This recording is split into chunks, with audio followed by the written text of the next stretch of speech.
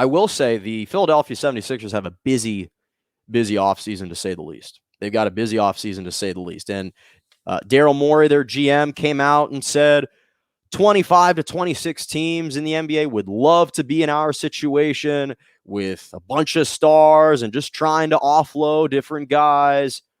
That's all great. But the reality is, say what you want to the media, they're trying to ship Ben Simmons. So I decided to say, okay, if they're going to ship Ben Simmons, which is what I'd recommend, what are the potential destinations, potential trades for Ben Simmons? And I think that these are all realistic trades. I think that these are equitable trades for both sides. And I think these are legitimate and reasonable trades that could be executed. So the first trade potential is with the Cleveland Cavaliers. Philadelphia 76ers send Ben Simmons to the Cleveland Cavaliers for Colin Sexton and Kevin Love. Now, here's why this is a good matchup and this is a good trade for both of these two teams. You're the Cleveland Cavaliers. You're trying to unload and offload that contract for Kevin Love. He's still owed $60 million over the next 2 years, $31 million next year, and he's aging. You're trying to go in a different direction. He doesn't really fit the scheme right now in the plan for Cleveland. So you need to let Kevin Love and his contract go. Colin Sexton, the Cavaliers have indicated before that they've been trying to trade him. They couldn't find a trading partner. And Colin Sexton is someone who's going to demand too much money that the Cavaliers don't want to commit to him, especially not right now. And so for Cleveland, they get a new franchise piece. They get to offset those two players that they used to have. You pair Ben Simmons with Darius Garland and Jared Allen, and you go from there. And whoever else you can acquire. For Philly, the reason why this makes sense is because not only do the salaries match up, but you need an offensive-minded and a confident point guard who is Colin Sexton. He averaged 24 points per game last year, 4 assists.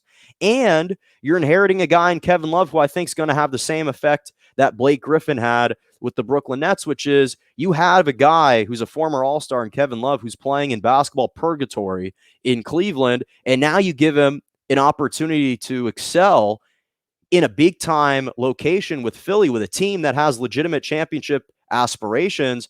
Well, now you're actually looking at a guy that can play some inspired basketball who will be productive. So I think that for both of these two teams, it works out really well. Number 2, the Detroit Pistons. I think that the Detroit Pistons should ship off the number 1 overall pick that they just won in the lottery last year, and maybe Corey Joseph, to the 76ers for Ben Simmons. Because here's the reason why this trade makes a lot of sense for both of these teams. If you're Detroit, first of all, you don't have a cornerstone player. You don't have a franchise player. You thought Blake Griffin was going to be that guy. He didn't attempt to dunk for 2 years with your team. He didn't dunk for 2 years in your team, and within a week of playing with the Brooklyn Nets, he dunked for the first time in 2 years. He wasn't motivated to play there, and the Detroit Pistons need a new face of that franchise that they can sell. Jeremy Grant can't be your best guy.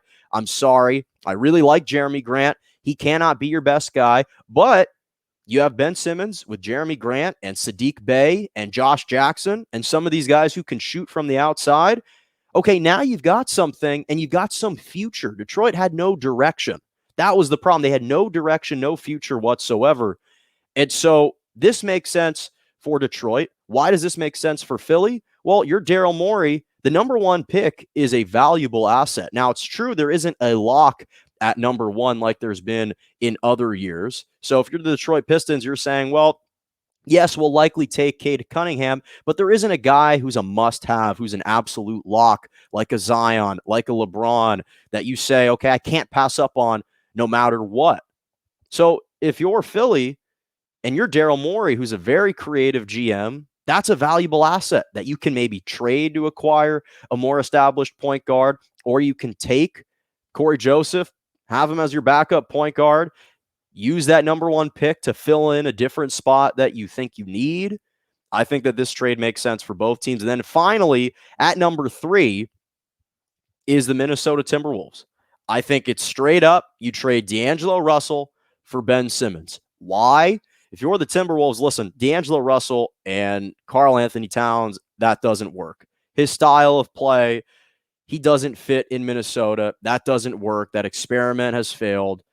And they're trying to offset his contract anyway. The Timberwolves don't want D'Angelo Russell because D'Angelo Russell is still trying to be the second or the first best guy on the team. And in Minnesota, that style of play doesn't work. And you have Karl Anthony Towns, you have Anthony Edwards there, and D'Angelo Russell's style of basketball just did not fit in Minnesota at all.